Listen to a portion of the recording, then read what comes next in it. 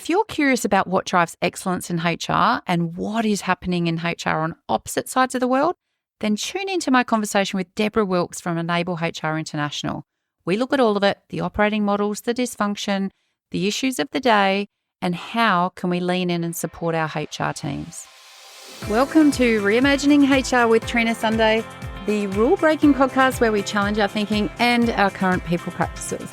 This podcast is for time-poor HR teams and business leaders who are feeling the burn, lacking laughs, and not feeling the love. I'm Trina, your host, and I'm here to cut through the BS, explore different ways of thinking, and create high-impact HR functions. Because happier, healthier organisations are better for our people and our bottom line. So if you are keen to flip traditional HR on its head, hit the follow or subscribe button so you're the first to know when new episodes drop. I'm here to help and also to shake things up. So let's get started. Joining me today is Deborah Wilkes. She was the head of HR for Europe in the IT and pharmaceutical industries and has been consulting in HR, OD, leadership and management development in world-leading organisations for over 25 years. And she's based in the UK and doing some phenomenal work on empowering HR and published a book saying just that in 2021. And for me, I've known Deborah for a long time and we have a shared passion in terms of enabling HR to do great things. So welcome to the podcast, Debbie. Thank you for inviting me. I'm really keen, I guess, to get us started for people that don't know you potentially in my listener network. I'm keen to know a little bit about your career and I guess what's led you to the point of being really clear in your passion and your mandate for empowering HR and kind of just trying to understand a little bit about where that's come from. Well, I worked my way up in HR the hard way. So I started in the admin role, then the personnel officer role, because I'm that old. Did my CIPD. I'm now a fellow. So I did go all the way through that. And that was really good to get fully qualified. And then that launched me into management roles. And I headed up a UK company first and then went into European roles in the IT and pharma sectors. Well, HR is a tough job, isn't it? So actually some of it I loved and some of it was really tough, like the inbox being completely full. And also I have to say that I was always the most senior woman in the organization, the only woman on the management team. And I did get all that gets a bit wearing.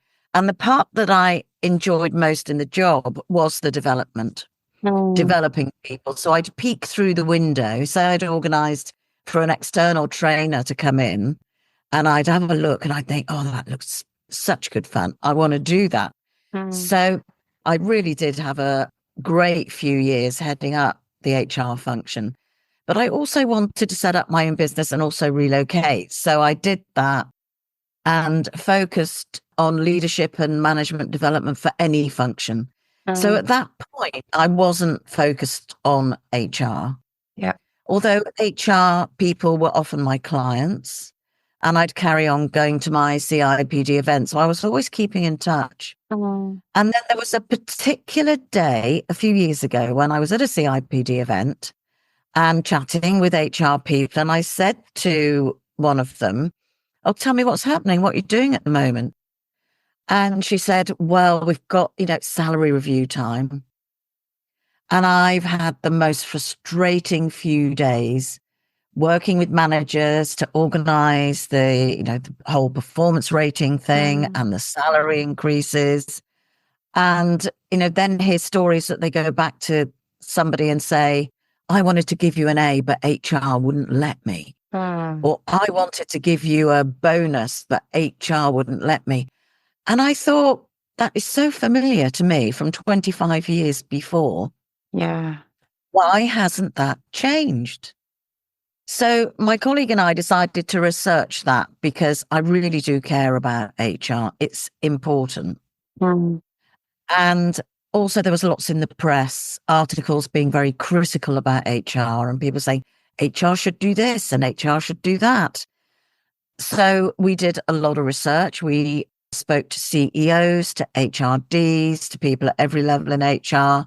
And we did a lot of desk research with all the articles, all the competency frameworks, because the question that we wanted to answer was, what is it that organizations need from HR?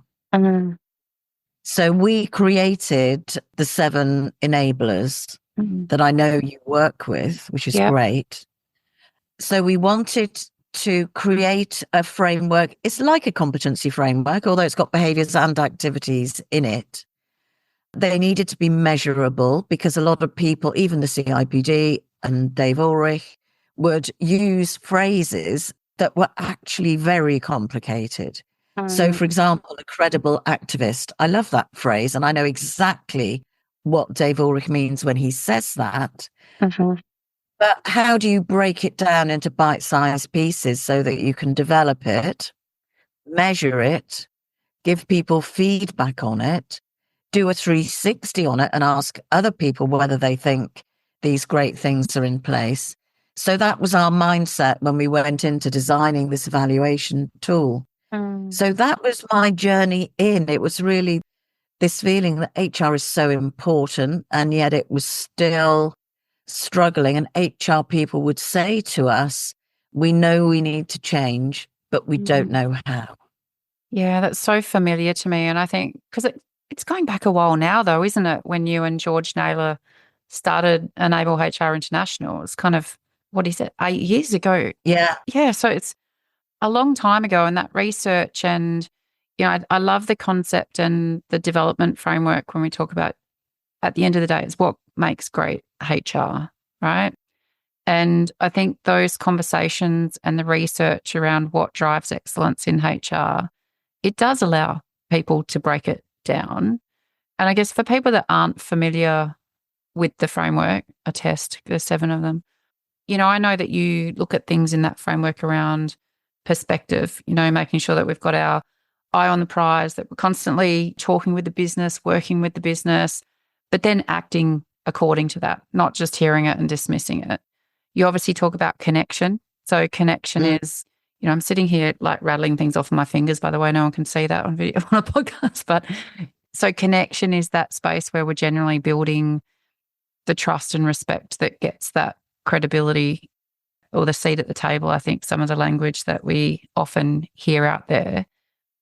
Push is an interesting one to me. So push is one of the enablers, and that's around pace and resilience, right? And being able to kind of stand up, and a lot of people look at it as pushback. And I think part of what, when I have conversations around the enablers, it's that voice to speak up, right? It's that voice to call out what's not, you know, mm, you talk about focus, right thing at the right time to get the right results.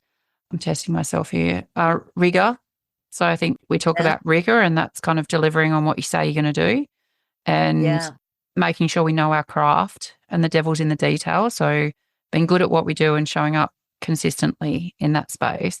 And then you've got the balance. So that balance in terms of conflicting priorities, juggling all the things, getting the short game and the long game, the values coupled with the performance. But then it all rolls up into number 7, right? Reputation. Mm, And that to me is a really interesting conversation. I've done podcast conversations around this not that long ago as well, around how HR are perceived, but it's that winning the hearts and minds of the business in terms of us being really impactful and having the credibility to drive business success as opposed to the HR agenda. I'm curious to know of your 7 enablers, where do you think HR are smashing it and doing the strongest? And where do you think we have the most work to do? I'm curious now, a few years on, do you still see areas where we're kind of doing okay, or areas where it's like, gee, we need to lean in here?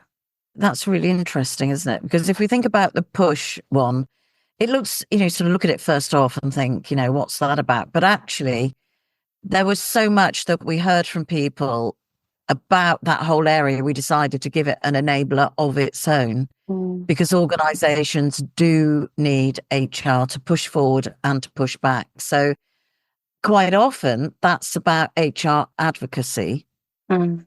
actually really explaining why HR cares about the employee experience, but being able to turn that into numbers. Yeah. So that kind of links back to the perspective one, which is about really understanding your business. I think the one that HR people are naturally good at is connection. So HR people are good at building relationships. Often they do care. They really care. So they'll be empathetic. And of course, that's hard work and can be quite draining. Yeah. Especially if, or when, I should say, you want to move the relationship up a level and you can't actually be quite as nice as you would like to be. So we get the classic dilemma of, in the business partnering role, you know that you're fed up of having stuff dumped on you. So you want to renegotiate the relationship with the line manager. And at first they can feel quite let down if you're saying, well, no, I'm not just going to take these things off you anymore.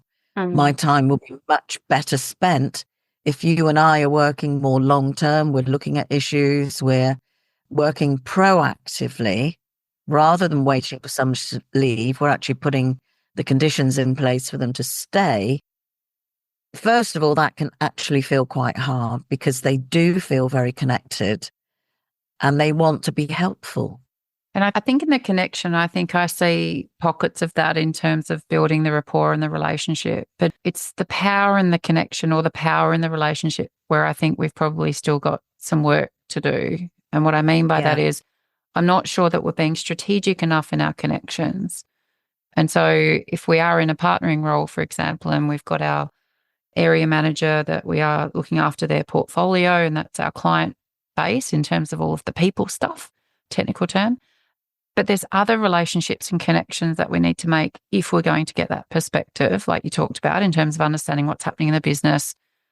I think we need connections in a broader stakeholder group than where we are putting a lot of our energy. That's my observation anyway. Yeah, and sometimes working up a level so that you can really influence line managers from within their own bosses. So you're not just having this constant struggle between HR and the line, but you really do need the leaders of HR to build the right kind of relationship right at the top, and for the business leader then to feed that right down. Yeah. And that's the reputation, right? That's where our brand sits. That's where people's perception of us and the value that we add. Our CPOs, our CHROs, whoever your top HR people and culture person is, that's the strategic partnerships that we're creating in that space. But I think in the hiring manager or the client portfolio, knowing what's happening above to help managers that might be flailing. You know, we've got a lot of managers, at least here in Australia, who it's a struggle. Like we've got both in HR and in the business and operations, we've got that people being pulled from pillar to post and that constant firefighting. And I've spoken on previous episodes around how we cut through that. I'm curious to know, how do you think we're going with partnering? I'm curious to know where your thoughts are around HR generally, how the business partners are going. I have some observations around HR feeling a bit fractured. And we've always had a bit of us and them across OD and HR. I think you've worked in all of those areas enough probably to have felt some of that tension over time. But I'm keen to know, especially from a UK, and obviously you're working globally, what are your observations of how we're tracking in terms of partnering against or within other functions as well of HR? What are your observations? Well, a key shift for me during the last few months to a year really is that when I'm talking about partnering inside organizations, realizing that you need to look at the bigger picture of the whole HR function. So sometimes it's really not fair to ask the HR BP to operate more strategically if they can't delegate some of their work to somebody else or to shared services, because building those strategic relationships takes time. So we want them to be proactive and build the future and have conversations about the future rather than having conversations about right now. And I've got a tool about 4 modes of business partnering, and they're all valid, but you really want to be in the top right hand of this, which is co-creating, really understanding your part of the business and being able to feed in your great expertise about HR so that you can create a great solution. Mm. And so when we think about the three-legged model, I know there've been a lot of alternative suggestions put forward, but they look great on a piece of paper. But actually, when you think them through, they're too complicated. You really want to be able to explain HR's operating model really easily to the business. Because the question they're going to ask themselves is, who do I talk to about X? Yeah. That is their main question. And when you talk about that three-legged model, I assume you're talking about the Ulrich model where we've got HR business partnering, shared services, and then what he calls centers of excellence. Yeah. Is that what you're talking about when you're talking about the three? Exactly. Yep. Yeah.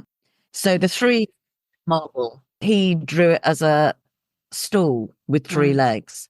And what's happened in practice is that some of those teams, so for example, the classic thing is that centers of excellence or expertise, as I like to call them, otherwise it sounds like they're better than everybody else, doesn't it? Yes. Which doesn't go down very well. No, it does not. They tend to go off in a world of their own. And to be quite honest, I've done it myself. I've had a great idea for an intervention. I've got rather carried away with it, spent hours and days and weeks crafting it into something really elegant and beautiful. And then you try and roll it out. By the way, as soon as you hear that expression, roll it out, alarm bells should ring. Because, that suggests you're going to flatten everybody in front of you if you're going to roll it out. It's not business led. That is expertise led. And HR's interventions need to be business led. And in my book, I use the analogy of a plug socket and an adapter. If we're going abroad, I know you've got the 3-pin in Australia, just like us. So when we go abroad, if I go to Italy, for example, it's a 2-pin plug. So I know I've got to take my adapter. I don't go into Italy and think, oh, these stupid Italians, they should have 3-pin plugs. I know I need to take my adapter because I have to adapt to them. And only if I do that will the electricity flow. Yeah. And I think that's a powerful analogy for HR because we have to adapt to what the business needs. So when I was working with a client at an HR conference recently, I knew that we'd really made progress when one of the COE people said, so what you're saying is I need to talk to the business partner before I even start designing something. Yes, you do. Exactly. And this is history repeated though, right? And this is where I think in the work that I do and the conversations I have when HR leads have brought me in to review HR functions, transform their strategy, review their structures, see if things are humming, see where the alignment is. Is it a capability issue? Is it a clarity issue? Is it that we haven't actually empowered people to do what they're really great at and we're thwarting them at every opportunity because our culture is built for bureaucracy? A lot of those conversations around the HR business partners and the OD and the co-creation, it's really interesting where I hear a lot of language around co-creation between HR and the business. But when I say HR in that context, it's often might be OD saying that and HR saying that separately in different contexts. There's not often the same co-creation approach inside our HR functions. And nothing pisses people off more than people not walking the talk, right? So we talk to the business around collaborating for them to be kind of co-creating in terms of solutions to problems, but we're not really role modeling that very well ourselves, I don't think, across different areas. Yeah. Have you leaned in a lot to different operating models and structures lately to have an opinion around what you're seeing change out there? Because I know that, with Gartner and we've had a brief conversation around, pools of problem solvers or different things. Do you still feel like from a HR perspective, we're coming back to those 3 core elements and that's where the simplicity of it lies? Is that what I'm hearing? Absolutely. So it makes complete sense to have those three types of people in the HR function. And something that gets huge traction every time I post about it, and my clients really like, is all I've done is take the Ulrich model that was 3 legs on a stool and turned it into 3 circles that overlap. So it's a Venn diagram, so that then you can identify how you want those functions to interact internally. So, for example, an early question that centers of expertise and business partners should ask or discuss is, what is the business problem that we want to solve? Because the other fact is that business problems don't fall neatly into HR specialisms. Yeah. It may not be a TA problem. Like, say, I was working with a bank recently, and the way that the branch manager put a problem was, how do we get people performing quickly? So when you think about that, that's almost every branch of HR. You've got the job design, you've got the recruitment, you've got the onboarding, you've got the performance management, you've got the culture. So we need to have HR collaborating more internally and not having these sort of, they might only be thin walls, but if your job is reward, then all you see is a reward problem. It's like that old thing, isn't it? If what you've got is a hammer, everything looks like a nail. Got this picture of my head of HR people being issued with a hammer on commencement, and yeah, it's taking me to a visual place that's probably not very helpful. Well, we've all got our favourite hammers, haven't we? Yeah. And so we need to listen to what the business leader is saying. And within that same theme is not use HR jargon. HR jargon turns business people off so much, they don't even bother to learn what it means. So again, it's like a microaggression for us to continually use HR language with our client groups. We just keep banging on about, whether it's succession planning or, some of these phrases that we use, or OD, and that isn't how they see it. And I think the problem, it's the same with, I do a lot of work around design thinking, with my clients around that very thing you're talking about defining the problem clearly. And the problem to the business does look nothing like what we think the problem is. And I think we're quite fast to jump to solutions and designing things that are not going to shift the needle or make a difference. And the business knows it, which is why we don't get the buy-in early, because they know it's going to be a waste of time. And so that early engagement and co-creation goes a long way in that. I'm curious, Debbie, what's some of the research that Enable HR International are doing at the moment to better understand HR? You do a lot of research since you've started in 2016. I'm curious to know what the focus is at the moment and what intel you're gathering that's going to help our profession. Yeah, so the survey we're doing at the moment is called Confidence in HR. And of course, it's a nice bit of double meaning, because organizations obviously need to feel confident in HR. So we wanted to look at that. And also we know that for some HR people, they feel pretty beaten up. COVID was very hard for HR. Sometimes the HR people were the only people in the building. Everybody else was out. They kept businesses going. They had to implement laws and regulations that they heard on the news one day and then implement them the next day.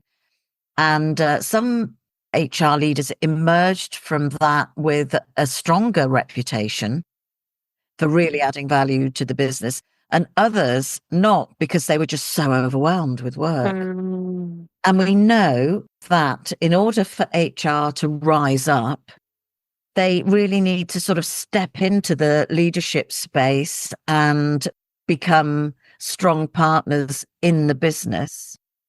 So we wanted to look into what helps HR people to be confident. How confident are they feeling?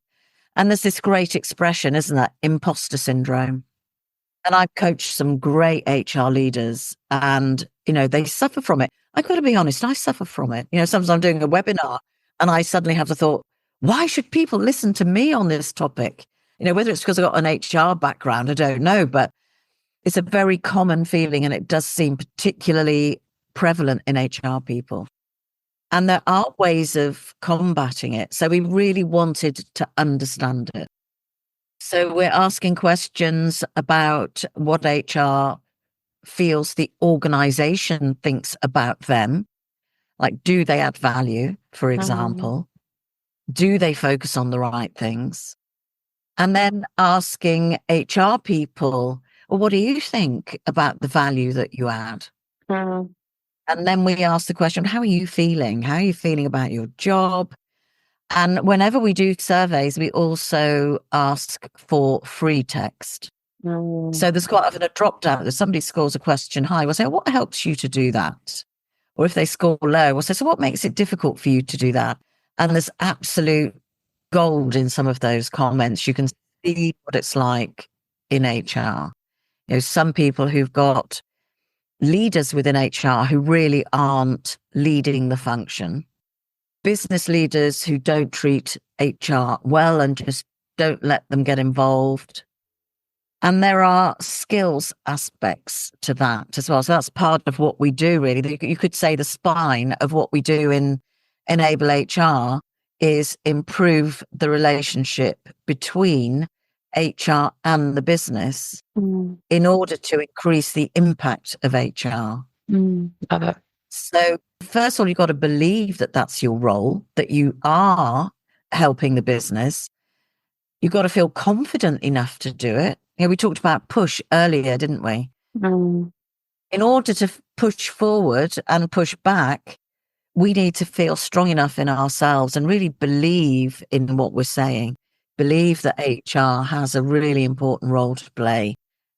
And then there are skills that help you to do that. There are approaches that HR people can learn that can help them to change the conversation that they have with their client groups. I'm interested to see what the results of that research will be, because certainly I think that there is an undercurrent of, I like the duality of the question in terms of confidence in HR and from within HR. And I'm interested to see if the research is backing in what we're seeing, and that is that we have variations, as you mentioned, and COVID has been a big test, but similarly different market drivers and expansion or contraction really as well in terms of downsizing. There's been lots of shifts in organisations, and HR are either shining in those moments or not, and definitely feeling overwhelmed and burnt out, or that they're thriving. And we want the latter, don't we? So I'm really interested to see what that tells us. Yeah. I'm curious to know, kind of outside from a business perspective, in the UK, for example, noting you've got clients elsewhere as well, what are you seeing as some of the core challenges that HR are facing? What's a lot of the noise about at the moment outside of our own structures and work and capability? Like from a workforce perspective, are you seeing any patterns of, where we've got challenges that are happening on your side of the hemisphere? So you mean sort of the technical challenges, whether it's demographic? Yeah, or anything to do with people really, where you're seeing pockets of energy and effort needing to be put because things are not going very well. Well, I think that we're still on a huge journey post-COVID. So we've got remote working and hybrid working, and you might have senior people, you've seen it in the press, haven't you? Like, the CEO of KPMG being quoted as saying, we will have everybody back in the office by next April. I mean, what planet is he on? The world has moved on. And why?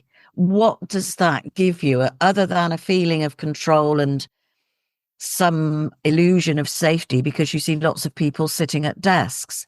So this journey of understanding what performance really looks like, because there is a genuine concern that people sometimes are less productive when they're not in the office. Well, let's face it, you can be unproductive when you're in the office. Yeah. So understanding productivity is a challenge.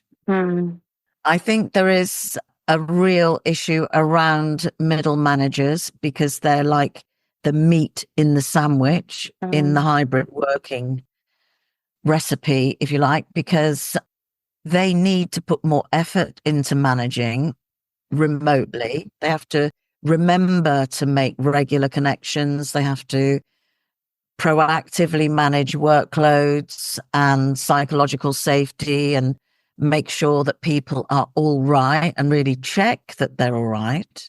Mm. At the same time as probably having more pressure from above about productivity. And I think there is a bit of a generational divide as well at the moment because the people at those senior levels, they're my generation and younger even. But when we think about millennials, Gen Zs, their expectations are different. And the way they use tech, they're the COVID generation as well. So some of them, their careers and their university times were disrupted. Mm. So it feels like there is still flux. And the most important word, I think, is trust. Tell me more. Trust and productivity go together. So creating trust means sort of building a scaffolding, and it does take effort, a scaffolding of mutual understanding. So you really know each other, a scaffolding of work expectations and being really clear about the role, being clear what is okay and what isn't okay. So more boundaries, I think, in the hybrid world have to be set explicitly and don't just assume that something's okay. We have to actually talk about it and really spending time to get to know somebody because then you build the kind of trust that then makes everything work much better. And you have the feeling that you can trust people. And if you've got that feeling, then you don't have people saying, I want you back in the office because they trust you to do the job wherever you are. And then productivity follows because you've also created clarity for the person around their job and they can put their hand up if they need help. Mm. You can have conversations about what's not working. So it is a time when leadership and management are really, really important. So much resonates in that, and so many parallels, I guess, to what my observations are. I think I spoke at the UN Women in Leadership Summit this week that was in Perth and did an unconference session with middle managers, which I just love as a concept because you're freestyling with a group in the room, no PowerPoints. You just roll where the conversation needs to roll. And so you've got to bring all the tools out depending on what comes up. But that stuck in the middle is really starting to have a toll on some people as well. So that middle management layer, of which there are HR leaders in that middle management bucket as well that are being, but it's the pressure from above, which often is coming with a lack of clarity and visibility. There's the pressure from below, which is also highlighting some of that multi-generational issues that you're talking about and the differences between values, styles, expectations.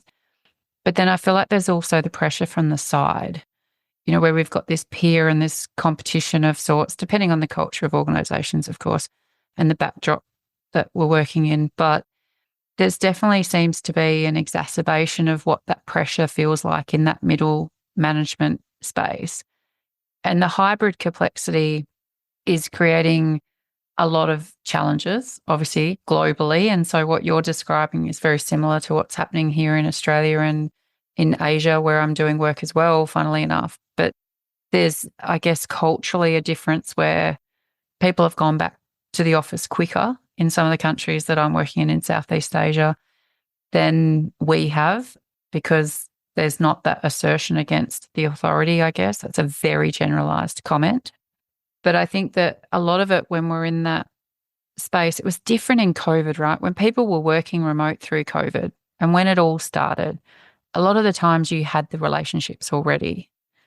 Now that it's kept going, trust needing to be built in virtual environments and onboarding people virtually, building your relationships virtually in that remote model, because business has changed a lot as well.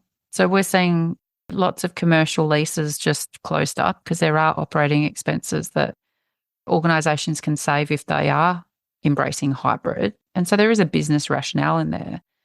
But I think those that are demanding the return to the office are fear-based cultures. I think it is the power at the top. And I think it comes from the fact that without being able to see and control people, some of those leaders just don't know how to lead. And I think that's part of the problem. That shows a lack of trust and a lack of respect. And especially the younger generations, they won't tolerate it. They'd rather walk than put up with it. Yeah. And I don't know if it's the same in the UK, but we've had a lot of conversations around sense of entitlement for younger workers. And, and I've had really interesting conversations around this because I'm like, these are the smartest people ever. They've watched their parents work themselves into the ground and they don't want to do that. How smart is it for someone to watch something happen that is toxic and unhealthy and decide not to do it? If only we do that in all the phases of our life and make good choices. But I think that the judgment, I've had some really interesting conversations because some of the senior leaders that are pushing back and trying to control it or are making the comments around young upstarts and being entitled, when you really break it down and you have deep conversations, it's because they resent it. They wish they had that freedom, that they wish that they were going to have that better balance in their life that they've now missed out on because they're on the flip side and they've missed the kids growing up. They've missed it all. They're already at uni. That's so true. And I've got a 25-year-old in the house and he works for the civil service. And so the other day he's in the lounge and he's watching TV. And I said, "Oh, you're supposed to be working today." And he said, "Yeah," he said, "but I wasn't feeling it." And first of all, I get that very human reaction of, "Oh, come on, that's work, because that's my generation."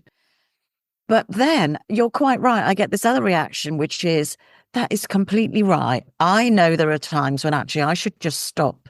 But because I've been programmed to work until at least 5 o'clock, I keep going and I probably don't work as productively. And he will carry on working till 7. But if he's doing something he loves, he'll work till 10 o'clock at night. It's a completely different mindset. But it's about flow, right? And I think this is where well-being is a big focus for us, which I'm sure it is for you too. But I think we're seeing some really acute needs, I guess, for organisations to show up differently when it comes to not just physical, but emotional, psychological, financial, all the well-beings. We have people that are depleted, not coping, burnt out.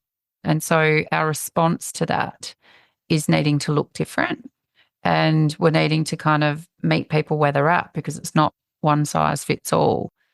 But I think there's a lot of people that don't have that awareness around the rhythms of the work that they have. And I'm a night owl. And I think it's one of those things where you've got to know when you can work well and be productive. I could sit at a desk for 4 hours because that's my work hours. And I'll tell you right now, I'll get nothing done, nothing meaningful. But if you can work to your flow and your rhythm, then you're going to be more productive. Yeah. But obviously the big conversations we have is the fairness around those that can have that flexibility in the way they work and those that are on the front line who can't. Yeah, exactly. I'm curious to know what that looks like in the UK. Well, I think it is an issue, isn't it? Because, we've got Amazon drivers driving around and having to make X number of deliveries. And we have had 0 hours contracts, but we're getting rid of those. Never agreed with those at all. What do you mean a 0 hours contract? What's that? So that is when the basis of the contract is that you don't do any work at all. And we can ask you to work and you can say no. So in 1 week, they might say, "We want you to work 10 hours today," and you can say yes or no, or 10 hours this week and you can say yes or no. Oh. So you can imagine there are some people that love that. I never agreed with it. It was brought in by the EU, actually, rather than the UK. And we're now moving away from that. So what they said is, this is great for the gig economy. Somebody can have 3 jobs at the same time and they can do what they want. But of course, most people want a steady income, Mm. and 0 hours contract is just too risky. Yeah. Yeah, people do talk about the gig economy. I think that we've got a Labour government in now, which is a great thing after having so many years of Tory government who are all about capitalism. I'm not very political, but I'm a great believer in the pendulum swinging from side to side. And it really does need to swing back to the employees. Because I know in Australia, your unions have got massive power, and they haven't here anymore. It's a Mm. very different climate from that point of view.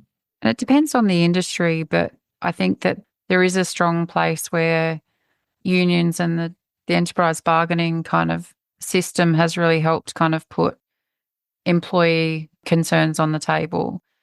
It's not necessarily consistent across industries. So I still feel like there's some real pockets where employees are not represented. I feel like that's compounded by the fact that a lot of the membership bases are not representative. So we have, a really multicultural country, culturally and linguistically diverse.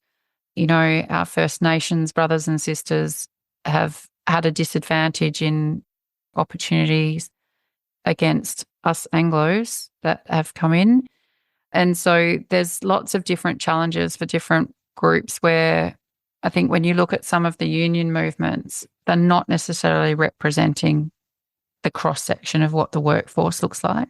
You're getting quite an interesting view. I'll probably have some labour relations people throw some stats and graphs at me in response to that around how diverse. And I would welcome that because I'm curious to know kind of how representative, because everything that I go to does not necessarily have the representation that we would want to see from a diversity, equity, inclusion point of view. Even the UN Women in Leadership Summit that I was talking about, it was interesting sitting there and thinking, is this space accessible for all the people that might need to or want to be in this space? And it's not just where we are with gender equity, and it's not just where we are in terms of migrant workforce or culturally diverse workforces, but it's even socioeconomic status. Starting to see a massive shift in that. And that's causing some, and I did speak to someone who was like, I don't feel comfortable coming into this venue. It's like a rich person's hotel. And I found that really interesting in terms of, when you look and reflect on the representation. And so from that union point of view, we've got lots that's being driven that are supporting employees.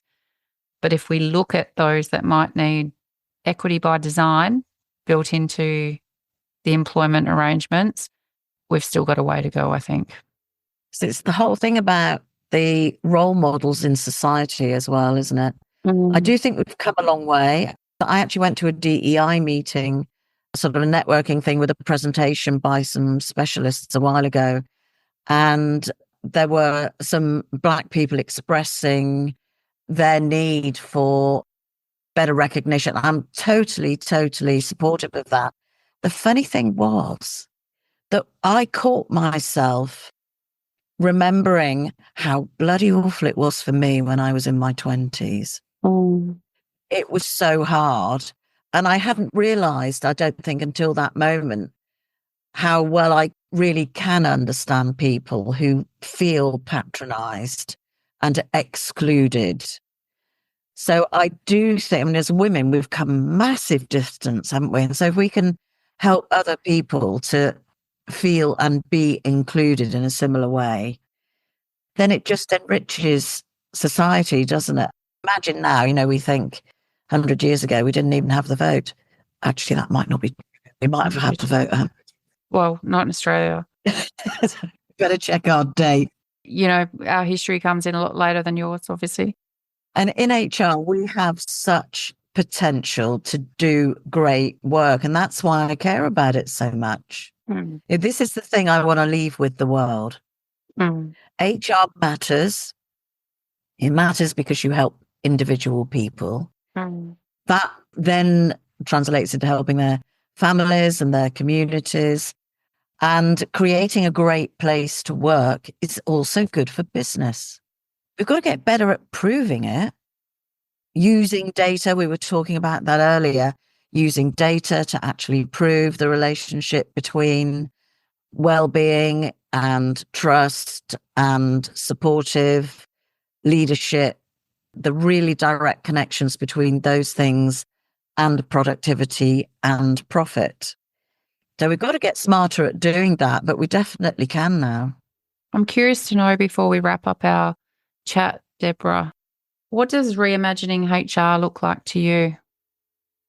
Well, for me, it is about, if we imagine thrones at the top of the organization, that HR right up there with the CEO, with the whole C-suite, they're really partnering with the CEO. They're in the room when the CEO is thinking, so that even if it's a CEO that doesn't naturally think of the people aspects of their plans, they can quickly integrate those because the CPO is there reminding them.